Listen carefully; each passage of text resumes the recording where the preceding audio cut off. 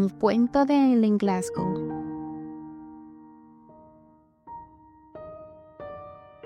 La pregunta parece ser, comenzó el inglés. Miró hacia arriba e hizo una reverencia a una joven vestida de negro que acababa de entrar desde la cubierta y estaba tomando asiento a su lado. La pregunta parece ser... La joven estaba teniendo dificultades para quitarse el abrigo y él se volvió para ayudarla. En mi opinión, comentó el distinguido alienista, que regresaba de unas vacaciones en Viena. La pregunta es si la civilización está derrotando sus propios objetivos al otorgar un valor exorbitante a la vida humana.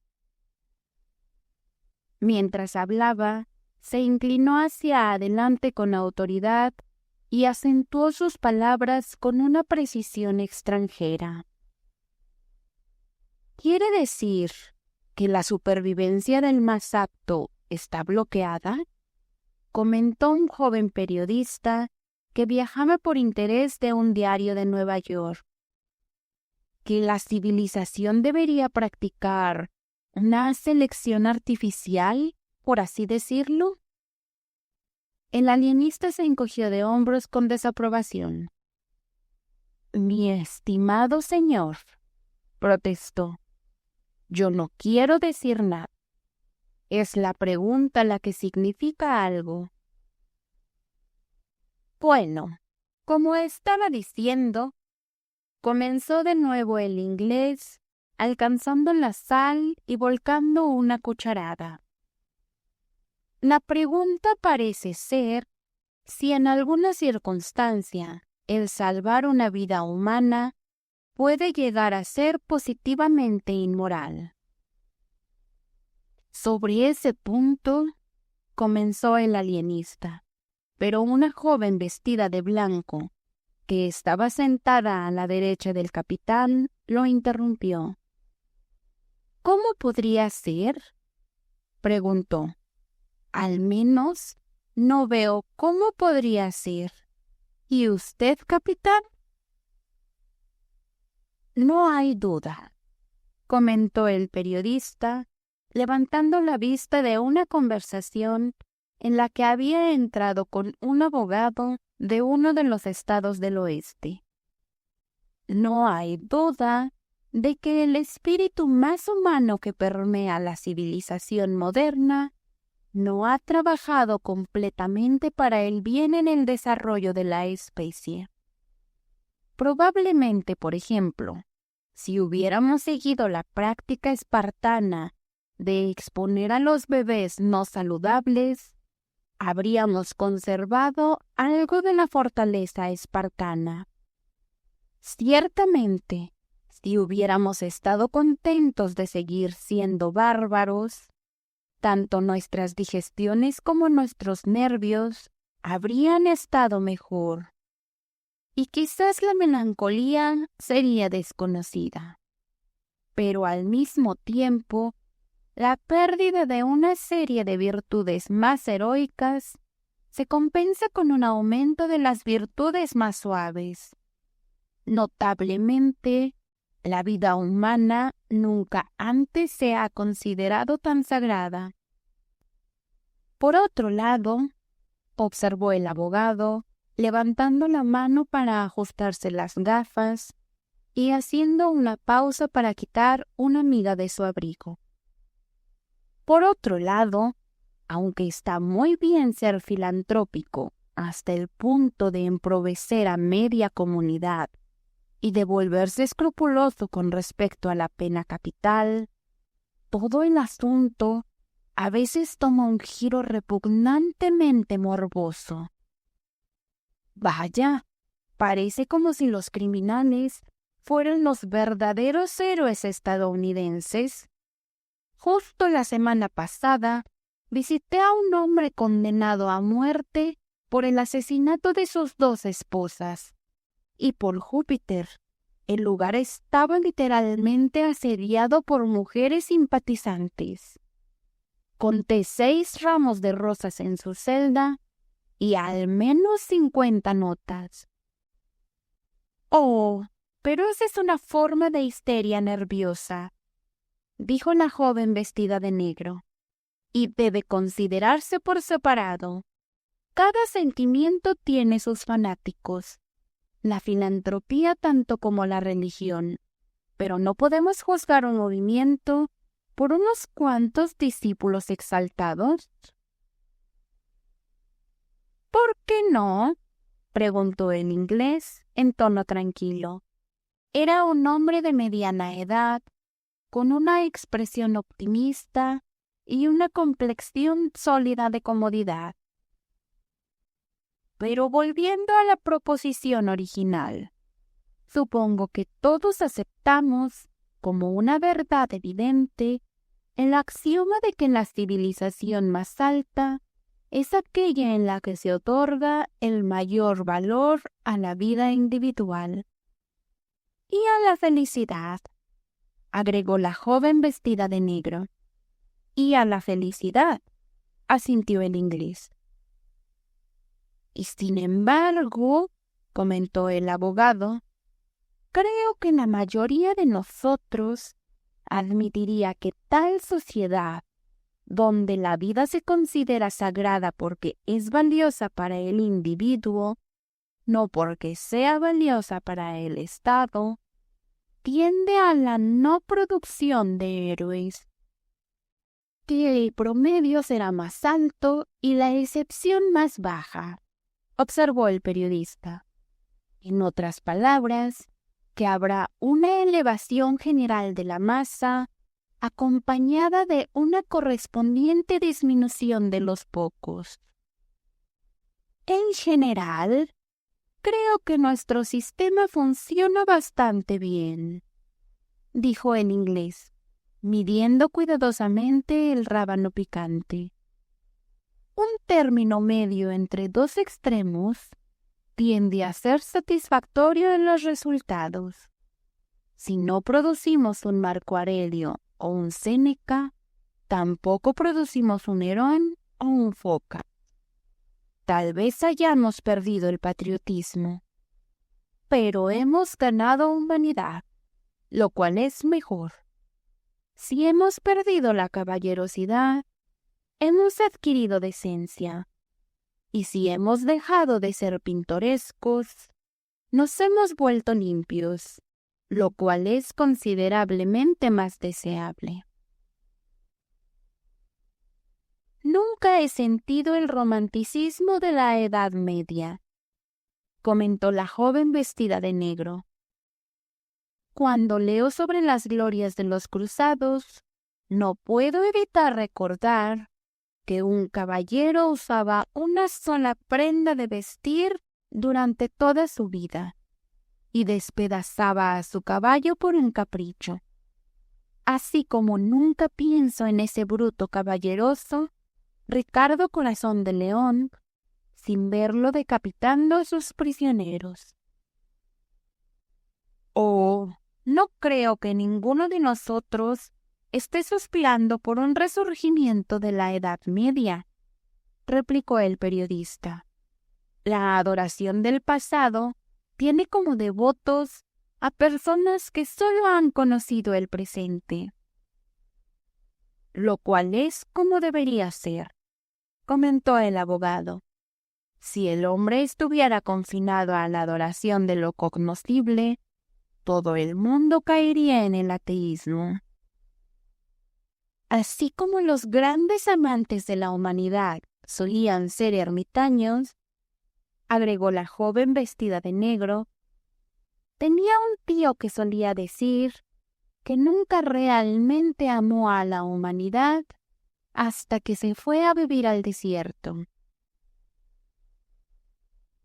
Creo que nos estamos desviando del tema, dijo el alienista. No era... ¿Puede el acto de salvar una vida humana resultarse inmoral? Una vez sostuve que sí podía. ¿Actuaste conforme a esa teoría?, preguntó el abogado con creciente interés. Mantengo que ninguna proposición puede decirse que existe hasta que se traduce en acción. De lo contrario, está en un estado meramente embrionario. El alienista dejó su tenedor y se inclinó hacia adelante. Era un hombre notable, de unos 30 y tantos años, que había alcanzado una repentina popularidad a través de varios casos exitosos. Tenía un rostro nervioso y musculoso, con ojos singularmente penetrantes y cabello de un color rubio claro. Sus manos eran blancas y bien formadas. Fue hace algunos años, dijo, lanzando una mirada centelleante alrededor de la mesa. Si me escuchan. Siguió un murmullo de asentimiento, acompañado de un gesto de la joven a la derecha del capitán. Siento como si fuera una historia de fantasmas, declaró. No es una historia en absoluto, respondió el alienista, levantando su copa de vino y sosteniéndola contra la luz. Es simplemente un hecho. Luego lanzó una mirada rápida alrededor de la mesa, como desafiando la atención. Como dije, comenzó lentamente. Fue hace algunos años. El año exacto no importa. Pero en ese momento había completado un curso en Heidelberg y esperaba partir pronto con un grupo de exploración hacia Sudáfrica. Resultó que después no fui, pero para los propósitos de esta historia, es suficiente decir que tenía la intención de hacerlo y había hecho mis preparativos en consecuencia. En Heidelberg viví entre un grupo de estudiantes alemanas que estaban impregnados de la metafísica de Schopenhauer, von Hartmann y otros. Y yo mismo estaba bastante empapado de ello. A esa edad, era un ferviente discípulo del pesimismo. Sigo siendo un discípulo, pero mi fervor ha disminuido, lo cual no es culpa del pesimismo, sino una virtud de la mediana edad. A un hombre se le llama conservador cuando se vuelve menos radical, interrumpió el periodista. O cuando disminuye en todas las direcciones, agregó el inglés, excepto en volumen físico. El alienista aceptó las sugerencias con una inclinación y continuó. Una de mis convicciones más apreciadas, dijo, era que cada hombre es el único árbitro de su destino. Como lo ha dicho Schopenhauer, no hay nada a lo que un hombre tenga un título más inquebrantable que a su propia vida y persona. De hecho, esa frase en particular se había convertido en una especie de lema para nuestro grupo. Y algunos de mis compañeros incluso llegaron al extremo de predicar que el final adecuado de la vida era con el fin del poder de utilidad individual. Hizo una pausa para servirse ensalada. Estaba en Escocia en ese momento, donde había pasado una quincena con mis padres en un pequeño pueblo en los Isles of Bute. Mientras estaba ahí, había estado tratando a una prima inválida que había adquirido el hábito de la morfina y que bajo mi cuidado había decidido erradicarlo. Antes de irme, le había conseguido la cantidad de droga que tenía en su posesión, alrededor de 30 gramos, envuelta en un paquete sellado y etiquetado por un químico de Londres. Como tenía prisa, lo metí en mi bolso, pensando que lo añadiría a mi maletín de medicamentos cuando llegara a Leicester, donde iba a pasar la noche con un viejo compañero de escuela. Tomé el bote en Tygna Bridge, el pequeño pueblo.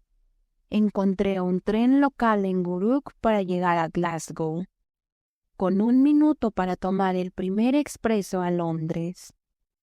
Hice un cambio y conseguí un compartimento de primera clase para fumadores, que al principio pensé que estaba vacío.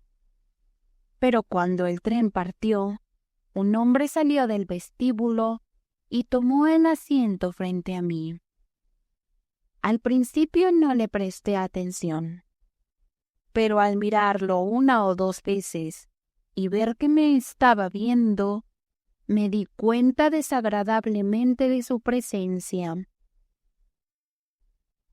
Era delgado casi hasta la emaciación, y sin embargo, había una sugerencia de fuerza física en él que era difícil de explicar, ya que era tanto bajo como delgado. Sus ropas eran gastadas, aunque bien hechas, y su corbata tenía la apariencia de haber sido atada con prisa o por dedos nerviosos. Había un rastro de sensualidad en su boca, sobre la cual llevaba un bigote amarillo que se había teñido de gris, y estaba algo calvo en la coronilla, lo que daba un indicio engañoso de intelectualidad a su frente. Al cruzar las piernas, vi que sus botas estaban cuidadosamente lustradas y que eran largas y delgadas, terminando en una punta decidida. Siempre he sostenido, intervino el abogado, que para juzgar el carácter de un hombre debes mirar sus pies. El alienista bebió de su clarete y continuó. Después de pasar la primera parada, recordé un libro en el fondo de mi bolso, y al desatar la correa en mi búsqueda del libro, coloqué varios artículos pequeños en el asiento junto a mí. Entre ellos, el paquete sellado con la etiqueta de morfina y el nombre del químico de Londres. Al encontrar el libro, me volví para reemplazar los artículos, cuando noté que el hombre frente a mí estaba mirando atentamente el paquete etiquetado. Por un momento, su expresión me sorprendió, y lo miré desde mi bolso abierto, en el que había dejado los artículos. En sus ojos había una curiosa mezcla de pasión y repulsión, y más allá de todo, la mirada de un perro hambriento cuando ve comida. Pensando que me había topado con una víctima de la adicción a la morfina, cerré el bolso, lo coloqué en la red sobre mi cabeza y abrí mi libro. Durante un rato viajamos en silencio. No se escuchaba nada excepto el ruido del tren y el clic de nuestros bolsos al chocarse en el receptáculo de arriba. Recuerdo estos detalles muy vívidamente, porque desde entonces he recordado el más mínimo hecho en conexión con el incidente. Sabía que el hombre frente a mí sacó un cigarro de su estuche, buscó en su bolsillo por un instante y luego se volvió hacia mí pidiendo un fósforo. Al mismo tiempo, experimenté la sensación de que la solicitud escondía un propósito mayor y que había fósforos en el bolsillo en el que había metido los dedos.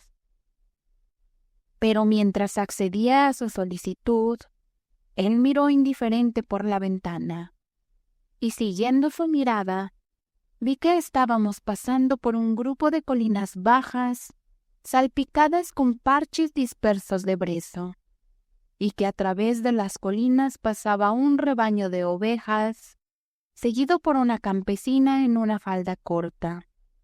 Era el último tenue recordatorio de las tierras altas. El hombre frente a mí se inclinó, mirando hacia el cielo neutral, los parches dispersos de Bresto y el rebaño de ovejas. «¿Qué tono le da el Brezo a un paisaje?», comentó, y su voz sonó forzada y afectada. Inclinándome sin responder, mientras él se apartaba de la ventana y una corriente de cenizas entraba, me incliné hacia adelante para bajar la ventana. En un momento habló de nuevo. «¿Va a Londres?» «A Leicester», respondí, dejando el libro a un lado, impulsado por un interés repentino. «¿Por qué lo pregunta?». Se sonrojó nerviosamente. «¿Yo? Oh, nada», respondió y se apartó de mí. Entonces, como si tomara una decisión rápida, se inclinó hacia adelante y levantó el libro que había dejado en el asiento. Era un tratado de von Hartmann en alemán. «Había juzgado que usted era un médico», dijo, «un estudiante, quizás de una universidad alemana». «Así es». Se detuvo un instante y luego habló con una reiteración ausente. «Entonces, ¿no va a Londres?» «No», respondí impacientemente. «¿Puedo hacer algo por ti?» Me entregó el libro, mirándome con resolución mientras lo hacía. «¿Eres un hombre sensato?» Inclinándome, asentí. «¿Y un filósofo?» «De manera amateur». Con una energía febril, continuó más rápidamente. «Tienes en tu posesión», dijo, «algo por lo que daría toda mi fortuna». Colocó 2 medias soberanas y algo de plata en la palma de su mano. «Esto es todo lo que poseo», continuó, «pero lo daría gustosamente». Lo miré con curiosidad. «¿Te refieres a la morfina?», pregunté. Asintió. «No te pido que me la des. Solo te pido...». Le interrumpí. «¿Tienes algún dolor?». Rió suavemente, y realmente creo que sintió un toque de diversión. «Es una cuestión de conveniencia», explicó. «Si usted es un moralista...». Se interrumpió. «¿Qué pasa?», inquirí.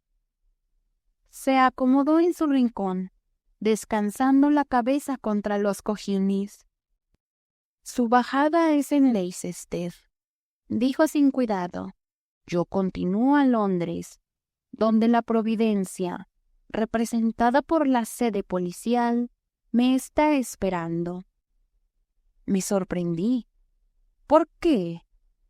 «Lo llaman asesinato, creo», respondió. «Pero lo que ellos llamen importa muy poco. Yo lo llamo justicia divina. Eso también importa muy poco. El punto es, yo llegaré. Ellos estarán ahí antes que yo. Eso está decidido. Cada estación a lo largo del camino está vigilada». Miré por la ventana. «Pero vino desde Glasgow», sugerí. «Peor suerte». Esperé en el vestíbulo hasta que el tren partió. Esperaba tener el compartimento solo, pero... Se inclinó hacia adelante y bajó la cortina de la ventana. «Si no le importa», dijo disculpándose, «encuentro que el resplandor es molesto». «Es una cuestión para un moralista», repitió. «De hecho, puedo considerarme una cuestión para un moralista. Y sonrió de nuevo con ese humor desagradable. Para comenzar desde el principio, la cuestión está en los huesos y en la sangre. Asintió ante mi mirada de sorpresa. «Usted es americano», continuó. «Yo también. Nací en Washington hace 30 años. Mi padre era un político cuyo honor se consideraba impecable, lo cual fue un error. Su nombre no importa, pero se hizo muy rico gracias a especulaciones acertadas en votos y otras cosas. Mi madre siempre sufrió de una histeria incipiente que se desarrolló poco antes de mi nacimiento. Se secó la frente con el pañuelo y sacudió las cenizas de su cigarro con un movimiento de dedo. El motivo de esto no está lejos de buscar», dijo, echando una mirada a mi bolso de viaje. Tenía el descaro más frío que he conocido. «Cuando era niño», continuó, «prometía mucho. De hecho, nos mudamos a Inglaterra para que pudiera recibir educación en Oxford. Mi padre consideraba que el ambiente eclesiástico era beneficioso. Pero mientras estaba en la universidad, me metí en problemas con una mujer y me fui. Mi padre murió. Su fortuna estalló como una burbuja y mi madre se mudó al campo. Me pusieron en una oficina bancaria, pero me metí en más problemas con mujeres. Esta vez 2 de ellas. Una era una actriz de variedades y me casé con ella. No quería hacerlo.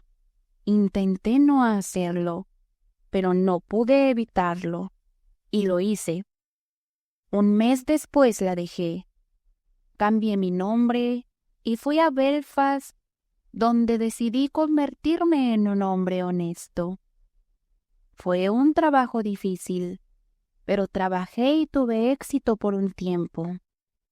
La actriz de variedades empezó a buscarme, pero la eludía, y hasta ahora la he eludido.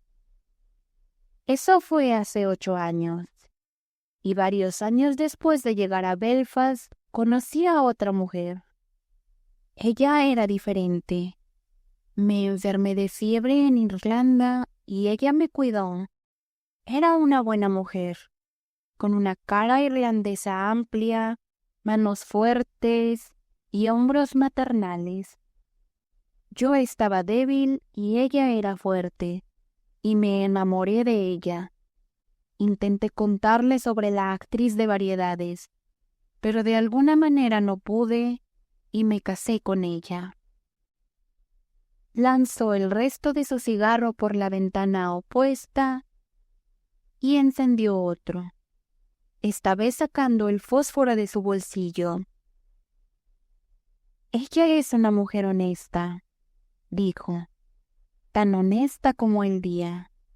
Ella confía en mí. La mataría saber de la actriz de variedades y de todas las demás. Hay una niña, una pequeña llena de pecas igual que su madre, y viene otra en camino». «¿Ella no sabe nada de este asunto?» «Nada en absoluto. Ella es el tipo de mujer que es buena porque no puede evitarlo. Ella disfruta de ello. Yo nunca lo hice. Mi madre también es diferente. Moriría si otras personas supieran de esto. Mi esposa moriría si lo supiera ella misma. Bueno, me cansé y quería dinero, así que la dejé y fui a Dublín. Cambié mi nombre y conseguí un puesto en una oficina de envíos. Mi esposa piensa que fui a América para conseguir trabajo, y si nunca oye hablar de mí, probablemente no pensará lo peor. Tenía la intención de ir a América, pero de alguna manera no lo hice. Me asocié con un hombre que firmó el nombre de alguien en un cheque y me hizo presentarlo. Luego discutimos sobre el dinero. El hombre me echó el trabajo y el asunto salió a la luz. Pero antes de que me arrestaran, lo perseguí y lo maté. Estaba librando al mundo de un maldito traidor. Subió la cortina con una mano nerviosa, pero el sol le deslumbró y la bajó de nuevo. Supongo que me colgarán por esto, dijo. No hay mucha duda de eso. Si esperara, me colgarían por esto. Pero no voy a esperar. Voy a morir. ¿Y cómo? Antes de que llegue este tren a Londres, respondió, soy un hombre muerto. Hay 2 maneras. Podría decir 3, excepto que lanzarse desde el vagón podría significar solo una pierna rota. Pero está esto. Sacó un frasco de su bolsillo y lo sostuvo a la luz. Contenía unas onzas de ácido carbólico, uno de los irritantes más corrosivos, observé. Y está su paquete. Mi primer impulso fue arrebatarle el frasco. Era un hombre delgado y podría haberlo superado con poco esfuerzo. Pero no hice el esfuerzo. Tanto me hubiera parecido, cuando mi humor racional se restableció, derribar a un hombre y robarle el reloj. El ácido era tan exclusivamente suyo como las ropas que llevaba, y su vida era igualmente suya. Si hubiera declarado su intención de lanzarse por la ventana, tal vez no le habría dejado pasar, pero desde luego no habría impedido su paso. Pero la morfina era mía, y eso de que yo le ayudara era otro asunto. Así que dije, el paquete me pertenece. ¿Y no intercambiarías? Desde luego que no. Él respondió casi con ira. ¿Por qué no ser razonable? ¿Admites que estoy en un lío? Sí, sí lo admito.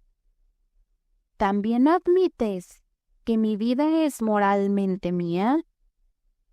Sí, también. ¿Que su continuación no podría beneficiar en modo alguno a la sociedad? Así es. ¿Que para todos los conectados conmigo es mejor que muera desconocido y bajo un nombre falso? Sí. Entonces, ¿también admites que lo mejor que puedo hacer es matarme antes de llegar a Londres? Quizás. Entonces, ¿me dejarás la morfina cuando te bajes en Leicester? No. Golpeo en el César de la ventana con la palma de la mano, impaciente. ¿Y por qué no? Vacilé un instante. Porque en general no me gusta ser el instrumento de tu autodestrucción. No seas tonto, replicó. Habla honestamente y di que debido a un poco de repugnancia moral por tu parte, prefieres dejar a un ser humano en una muerte de agonía. No me gusta el dolor físico, soy como una mujer al respecto, pero es mejor que el ahorcamiento o la cadena perpetua, o cualquier veredicto de jurado. Me volví exhortativo. ¿Por qué no lo enfrentas como un hombre y tomas tus posibilidades? ¿Quién sabe? He tenido mis oportunidades, respondió. He malgastado más oportunidades de las que la mayoría de los hombres alguna vez ven, y no me importa. Si tuviera la oportunidad, las malgastaría de nuevo. Es para lo que están hechas las oportunidades. ¿Cobarde eres?, exclamé. Bueno, no lo sé, respondió. Ha habido hombres peores.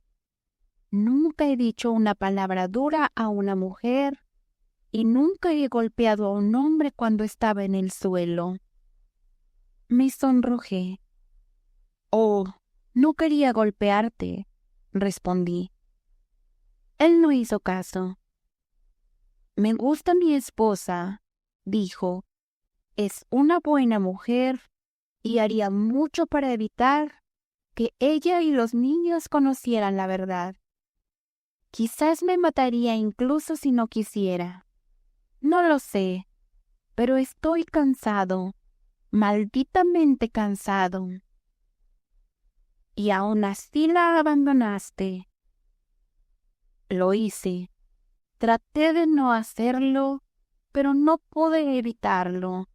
Si fuera libre para regresar a ella mañana, a menos que estuviera enfermo y necesitara cuidados, vería que se había vuelto desfigurada y que sus manos eran ásperas. Extendió las suyas, que eran notablemente blancas y delicadas. Creo que la dejaría en una semana, dijo. Entonces, con un movimiento ansioso señaló mi bolsa. Esa es la solución al problema, añadió. De lo contrario, te juro que antes de que el tren llegue a Londres, me trago esta cosa y muero como una rata. Admito tu derecho a morir de la manera que elijas, pero no veo que sea mi lugar asistirte. Es un trabajo desagradable. Yo también soy desagradable, replicó con una sombría determinación. En todo caso, si dejas el tren con ese paquete en tu bolsa, será cobardía, pura cobardía, y por tu cobardía me condenarás a esto. Tocó el frasco. No será agradable, dije, y permanecimos en silencio. Sabía que el hombre había hablado con la verdad. Estaba acostumbrado a las mentiras y había aprendido a detectarlas. También sabía que el mundo estaría mejor sin él y su tipo. No entendía por qué debía preservarlo para morir en la horca. La majestad de la ley no se vería afectada por su partida prematura. Y si podía confiar en esa parte de su historia, las vidas de mujeres y niños inocentes sufrirían considerablemente en el otro caso. Y aunque yo y mi bolsa sin abrir desembarcáramos en Leicester, estaba seguro de que él nunca llegaría a Londres con vida. Era un hombre desesperado. Esto lo leía en su rostro rígido, sus ojos aturdidos, sus manos nerviosas. Era un pobre diablo, y me dio pena por él. Entonces, ¿por qué debería contribuir, con mi negativa, a cumplir su solicitud? ¿A añadir una hora más de agonía a su existencia? Podía, con mi pretensión de libertad filosófica, bajar en mi estación, dejándolo para que tragara el ácido y muriera como una rata en una jaula antes de que terminara el viaje. Recordé que una vez vi morir a un cobayo por los efectos del ácido carbólico, y el recuerdo me enfermó. Mientras estaba ahí escuchando el ruido del tren que disminuía la velocidad y se acercaba a Leicester, pensé en cientos de cosas. Pensé en Schopenhauer y von Hartmann. Pensé en el cobayo moribundo. Pensé en la esposa irlandesa de cara ancha y los dos niños. Entonces Leicester apareció ante mí, y el tren se detuvo. Me levanté, recogí mi abrigo y manta y levanté el volumen de Von Hartmann del asiento. El hombre permaneció inmóvil en la esquina del compartimento, pero sus ojos me seguían. Me agaché, abrí mi bolsa y coloqué el paquete del químico en el asiento. Luego salí, cerrando la puerta detrás de mí. Cuando el narrador terminó, se inclinó hacia adelante, eligió una almendra del frutero, la colocó cuidadosamente entre los cascarones y la rompió muy lento. La joven de vestido blanco se levantó con un escalofrío. ¡Qué historia horrible!, exclamó. Después de todo, es una historia y no un hecho. Más bien un punto, sugirió el inglés. ¿Pero es todo? Todo el asunto, respondió el alienista. Al día siguiente, vi en el Times que un hombre, supuesto ser James Morganson, que se buscaba por asesinato, fue encontrado muerto en un compartimento de fumadores de primera clase del Midland Railway. Veredicto del forense: muerte por sobredosis de opio, tomada con intención suicida. El periodista dejó caer un terrón de azúcar en su taza y lo observó atentamente. «No creo que pudiera haberlo hecho», dijo. «Podría haberlo dejado con su ácido carbólico, pero no podría haberle dado deliberadamente su poción mortal». «Pero dado que iba a morir», respondió la chica de negro, «era mejor dejarlo morir sin dolor». El inglés sonrió. ¿Puede una mujer alguna vez considerar el aspecto ético de una cuestión cuando el aspecto simpático es visible?, preguntó. El alienista rompió otra almendra. «Fui sincero», dijo. «De eso no hay duda. Pensé que hice lo correcto. La pregunta es, ¿hice lo correcto?» «Hubiera sido más sabio», comenzó el abogado argumentativamente, «ya que tú eras el más fuerte, quitarle el frasco y dejarlo en manos de la ley». «¿Pero y la esposa? ¿Y los hijos?», respondió la chica de negro. «¿Y la horca es tan horrible?».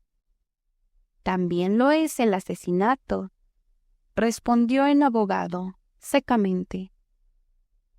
La joven a la derecha del capitán puso su servilleta sobre la mesa y se levantó.